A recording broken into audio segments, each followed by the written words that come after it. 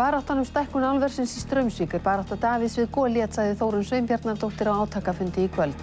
Hún vill að ríkisvaldið styðji náttúruverndarsamtök sem berjist við stór fyrirtæki með fulla vasa fjár. Í kvöld var birt myndskeið sem sýnir breska lögreglumenn ráðast til atlögu við meinta hryðjuverkamenn í kjölfar árásanna í Lundúnum 2005. Reynir Harðarson kemur nýr inn á lista Samfylkingarinnar í Reykjavík Suður og Ellert B. Schram fer upp fyrir Valgerði Bjarnadóttur í Reykjavík Norður. Gengið var frá listunum í kvöld. Haukar komust í kvöld í úrslit bikarkeppni kvenna í handknattleik og Stjarnan í úrslit í bikarkeppni karla. Komið þið sæl, nú er að hefjast seinni fréttir hér í sjónvarpinu miðvikudaginn 20. og 1. febrúar. Barátta náttúruverndarsinna og alkan ójafni leikur, segir þingmaður Samfylkingarinnar. Heit skoðanaskipti voru á fundi stækkun álversins í Straumsvík í kvöld. Já, hingað í Bæjarbíó í Hafnarfirði mættu vel á annað 100 manns í kvöld til að skiptast á skoðunum stækkun álversins í Straumsvík, en hana verður kosið í íbúakosningu þann 31. mars næstkomandi. Bæjarfulltrúar Samfylkingarinnar sem í meirihluta hér í Hafnarfirði, þeir hafa ákveðið að tjá skoðanir sínar á stækkuninni ekki opinberlega, en þess í stað var ákveðið að blása til þessar fundar hér í kvöld. Jón Baldvin Hannibalsson fór fyrstur með sitt erindi, en hann sagði að úrslit kosninganna gætu markað tímamót í umræðinu stóriðju á Íslandi og hvatti Hafnfirðinga eindregið til þess að kjósa gegn stækkuninni því hún væri tímaskekkja. En hér hjá mér eru staddir tveir frummælendana, þau Þórunn Sveinbjarnardóttir alþingismaður og Tryggvi Harðarson, fyrrverandi bæjarfulltrúi í Hafnarfirði. Þórunn, þú sagðir að þessi leikur væri ójafn. Hvað áttir við með því?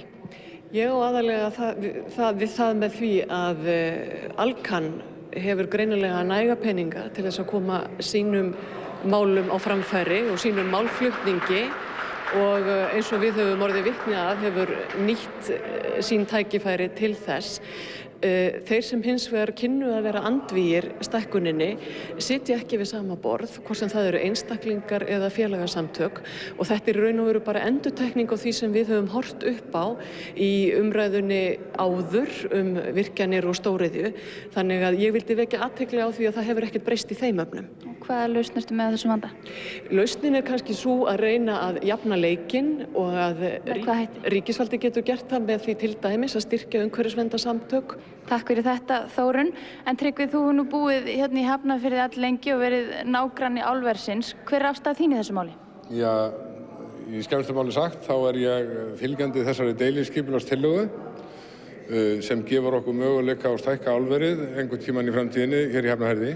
Ég er hins vegar líka sammála þeirri stefnu Samfylkingarinnar að það verði ekki ráðist í frekari stóriðju framkvæmdir næstu 5 árin og eins tel ég að þær efnahagslegu forsendur sem upp í dag séu ekki þess eðlis að það sé ástæða til að hlaupa í frekari framkvæmdir að svo komnu máli.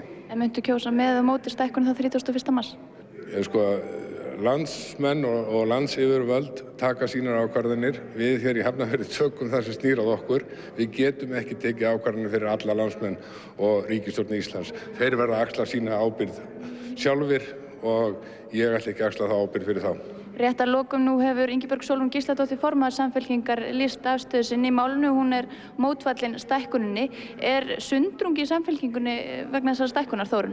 Nei, alls ekki. Hins vegar er það þannig að Samfylkingin er stór flokkur og það eru skiptar skoðanir innan Samfylkingarinnar þetta. Við höfum hins vegar ákveðið að taka þessa umræðu með lýðræðislegum hætti, skiptast á skoðunum. Öll þurfum við síðan að komast að niðurstöðu og munum vafalaust gera það. En ákvörðunin 31. mars í höndum Hafnfirðinga, en svo er önnur ákvörðun og hana verður að taka 12. maí og það í alþingiskosningunum og hún er ekki síður mikilvæg. Takk fyrir þetta, Þórunn. Þetta hefur verið mikill hitafundur og ég veit ekki hvort þið heyrið í Ómari Ragnarssoni sinni sem nú er í ræðustól, en það er augljóslega mikið hitamál og kosningaskjálfti komin í Hafnfirðinga, en við segjum þetta gott hérna úr Bæjarbíó í Hafnarfirði. Og við höldum til útlanda. Breska lögreglan birti í kvöld dramatískar myndir af handtöku 2 manna sem grunaðir eru aðild að hryðjuverkaárásunum í Lundúnum sumarið 2005. Myndskeytið var sýnt við réttarhöldin yfir mönnunum í dag, en þeir ásamt 4 öðrum eru sakaðir að hafa skipulagt og hrundið í framkvæmd hryðjuverkaárásunum þann 21. júlí 2005. Rúmri viku síðar gerði lögregla áhlaup á íbúð í vesturhluta Lundúna. Lögreglumenn sprengdu niður dyrnar að íbúðinni á 7. hæð í fjölbýlishúsi og köstuðu reyksprengjum inn. Eins og sjá má rautust sérsveitarmenn með alvæpni inn en 2 klukkustundir liðu uns 2 hálfnaktir menn birtust á svölum íbúðarinnar með hendur upp í loft. Þetta í fyrsta sinn sem myndskeiðið sýnt, en bæði mennirnir 2 sem þarna sjást, sem og félagar þeirra 4, neita aðild að hryðjuverkaárásunum. Fundur fulltrúaráðs Samfylkingarinnar í Reykjavík gekk frá framboðslistum í Reykjavíkurkjördæmunum nú í kvöld.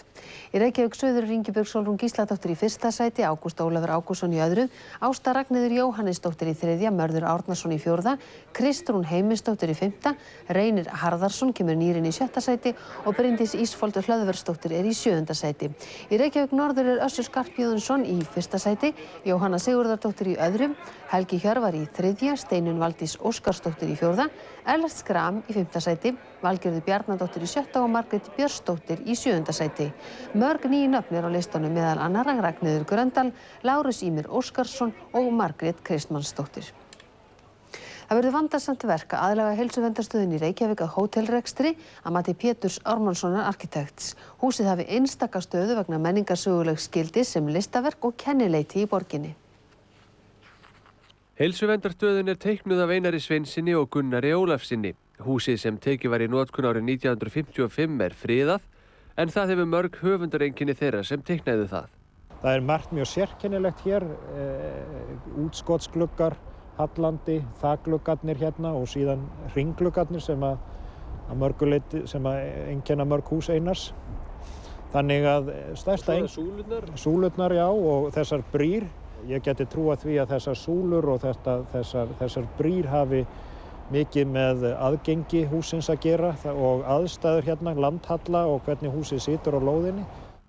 Pétur segir húsið hafa mikið menningarsögulegt gildi. Það sé listaverk þar sem blanda sér saman funksionalisma og rómantískari áhrifum sem hafi verið umdeilt á sínum tíma. Þá sé heilsuverndarstöðin merkt kennileiti í borginni á sögulegum stað.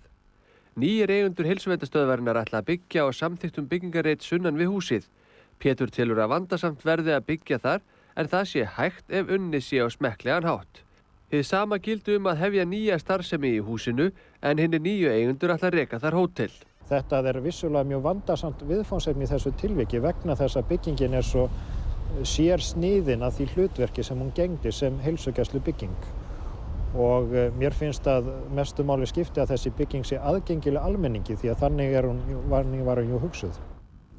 Romano Prodi sem sagði af sér embætti forsætisráðherra Ítalíu í kvöld kveðst fús til að halda áfram lýsi samstarfsflokkar hans á vinstri kantinum yfir eindregnum stuðningi við hann. Stjórnin tapaði mikilvægri kosningu stefnuna í utanríkismálum í dag þegar stjórnarþingmenn studdu ekki stefnu Prodis. Nokkur óvissa ríkir framhaldið en forseti Ítalíu hyggst nú að ráða ráðum sínum. Heilbrigðisráðherra telur koma til greina að færa Krýsuvíkurheimilið og Bjarg frá heilbrigðisráðuneytinu til félagsmálaráðuneytis. Fíklar sjúklingar sem stjórnvöld hafa brugðist að sagt á Alþingi í dag og skýringar stjórnvalda kallaði Margrét Frímannsdóttir þvaður.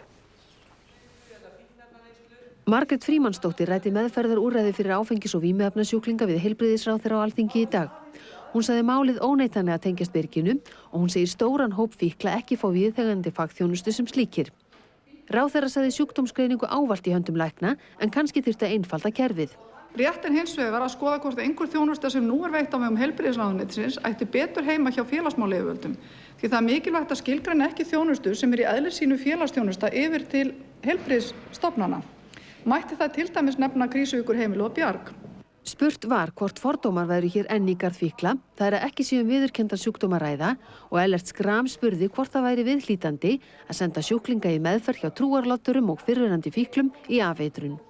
Við vitum að framboðið það gott að allir þeir sem það langt leiddir á þeir flokkar sem sjúklingar, þeir á heilbrigðisstofnun.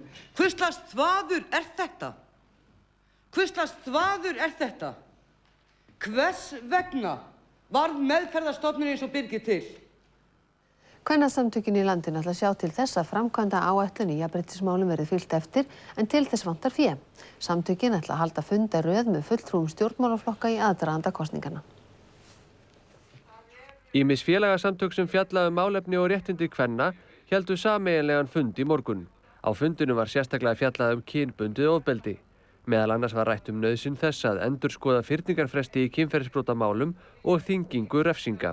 Fulltrúar allra stjórnmálaflokka lýst yfir vilja til þess að beita sér á Alþingi fyrir samþykkt ályktunar gegn fyrirhugaðri ráðstefnu vefstjóra klámfyrirtækja sem halda á hér í mars. Til stendur að halda fleiri fundi með fulltrúum stjórnmálaflokkana í aðdraganda alþingiskosninga. Það mikil vakning úti í þjóðfélaginu, hún auðvitað nær til stjórnmálamannanna líka og margir hafa nú verið vakandi yfir þessum málum. Þannig ég bind mjög miklar vonir við það að svo framkvæmda og aðgerða áætlun sem búið að semja, hún nái fram að ganga. Það vantar fjármagn í hana og þessi kvennasamtök sem hafa nú sýnt mjög breiða samstöðu hvað þessi mál varðar. Við munum fylgja þessu mjög fast eftir því að það eru framin mannréttindabrot á Íslandi á hverjum einasta degi og það eigum við ekki að líða. 5 daga afmælisveisla Haraldar Noregskonungs hófst í dag, en hann varð 70 í dag. Veislan hófst í snjókomu og nístandi kulda sem sló þó ekki á hátíðarstemninguna. Veðurfræðingar hvetja almenninga vísu til að halda sig innandyra, en engu að síður búist við því að fjölmenni verði við opinberar uppákomur í tilefni afmælisins.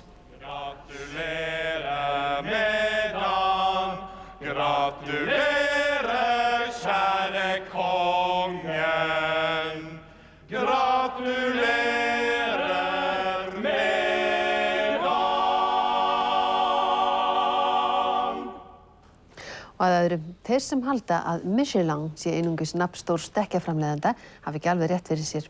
Meðal matgæðinga stendur Michelin nefnilega fyrir Biblíuna, mikilvægasta ritið gæði veitingahúsa allan heim. Nýjasta útgáfan kom út í Frakklandi í dag. Stekkjaframleiðandinn Michelin gaf út bækling fyrir franska bíleigendur árið 1900 og frá 1926 hefur veitingastöðum verið úthlutað stjörnum eftir gæðum matarins. Nú fjallað veitingastaði allan heim, en Frakkland eftir sem áður þungamiðjan. Þar getur dómur matgæðinga Michelin skipt sköpum fyrir veitingastaði og matreiðslumeistara.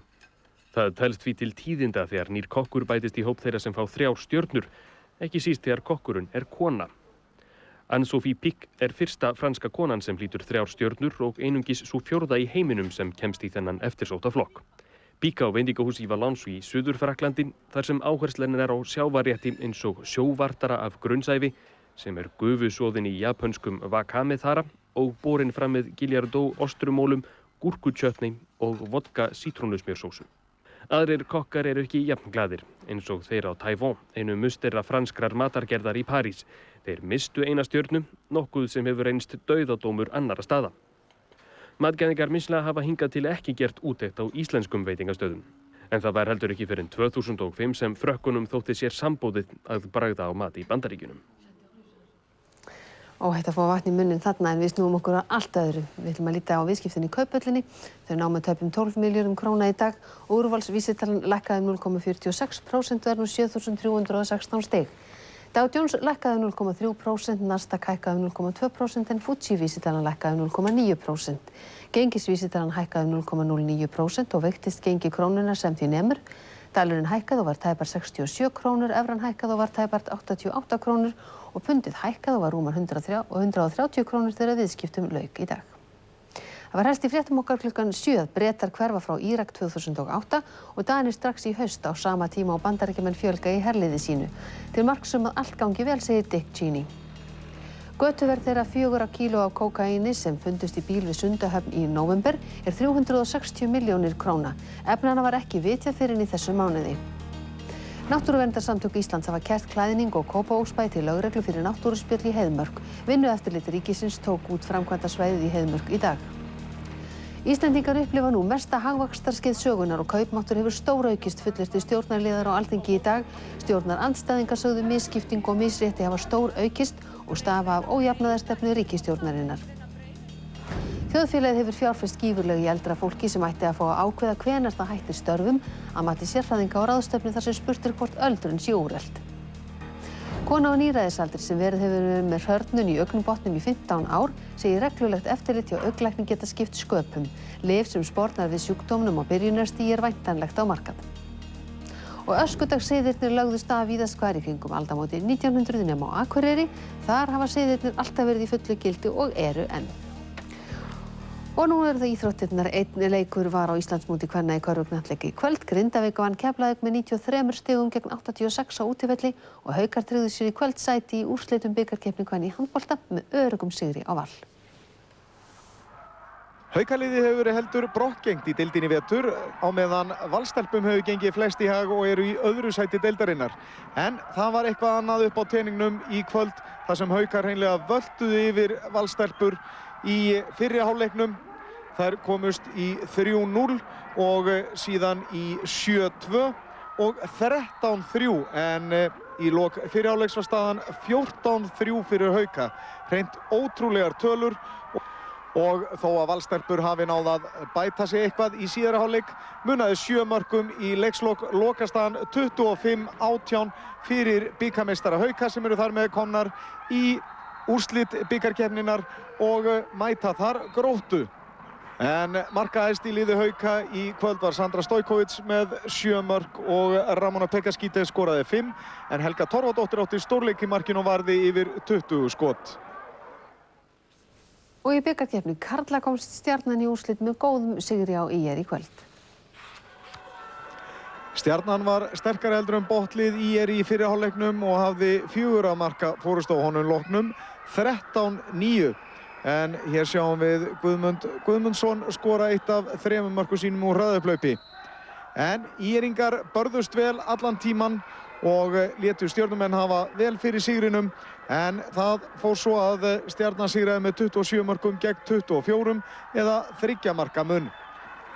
Klukkan 9 hófst leikur Hauka og Fram í undanúrslitum karla og honum því ekki lokið ennþá en fjallað verður hann og aðra leiki í bikarkeppninni í handboltakvöldi hér eftir fréttir. Fyrri umferðin í 16 liða úrslitum meistaradeildar Evrópu í knattspyrnu lauk í kvöld með 4 leikjum. Liverpool gerði sér lítið fyrir og vann meistara Barcelona 2-1 á útivelli. Deco kom Barcelona yfir en Craig Bellamy og John Arne Riis tryggðu Liverpool sigurinn. Eiður Smári Guðjónsson lék síðustu 10 mínúturnar fyrir Barcelona. Porto og Chelsea gerðu jafntefli 1-1, Inter og Valencia gerðu jafntefli 2 mörk gegn 2 og Roma og Lyon gerðu markalaust jafntefli. Setjafréttum okkar lokið og komið að Haraldi Ólafssyni með veðurfréttir en við ætlum að ljúka fréttatímanum á þessu. Hljómsveitin Baggalútur tróð upp á Bessastöðum þegar Eyrarrósin var afhent þar í dag. Við ljúkum fréttum með því að heyra lag með þeim félögum. Það kom ykkur samfélgið í kvöld. Verið þið sæl. Og fara aðeins með þeim niður í bæ. Pabbi þarf að vinna í nóg.